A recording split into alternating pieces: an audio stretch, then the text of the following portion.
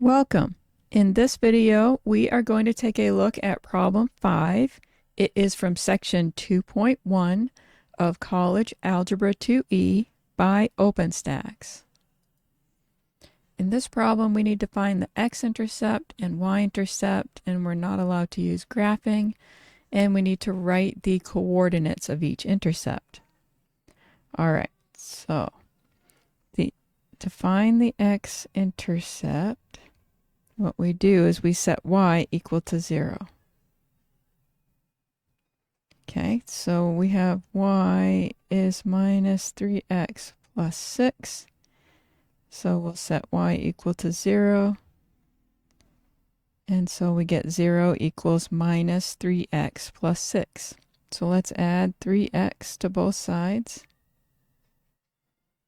And we get 3x is equal to 6. Now let's divide both sides by 3. And we get x is equal to 6 divided by 3, and that is 2. And so that means our x-intercept happens when x is 2 and y is 0.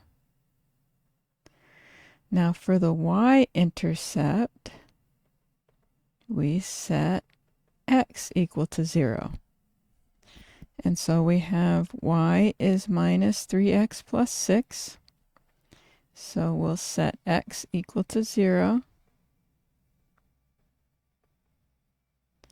And then when we simplify, minus 3 times 0 is just 0. And so we get y is 6.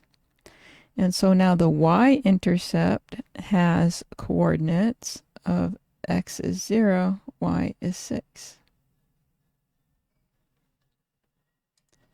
I hope you found that helpful. Let me know in the comment section if you have any questions.